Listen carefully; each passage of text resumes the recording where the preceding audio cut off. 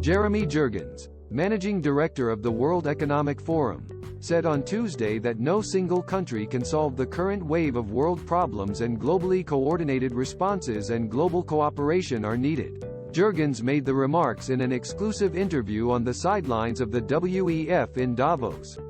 No single country can solve COVID on their own, or address the energy crisis on their own, or the food crisis on their own. So any one of these challenges require global coordinated responses and global cooperation. Jurgens pointed out that China is making a number of important contributions to science and technology. China has the largest population in the world. It's the most digitally connected country, and it has second largest economy. There's a lot of innovation taking place at the application layer, using artificial intelligence and machine learning to actually provide new solutions cost effectively in a way that can be inclusive.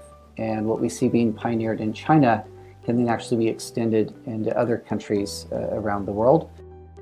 He added that China has played a critical role in cutting-edge technologies such as renewable technologies and energy transformation. China's been a leader in solar technologies, been long in export market there. Also, if you look at new battery technologies, for example, CATL has become the largest battery manufacturer recently.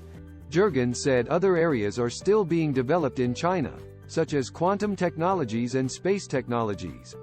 So across the broad spectrum, China is playing an active role in developing them, and we hope that China will be in the position also to share those advances with the world.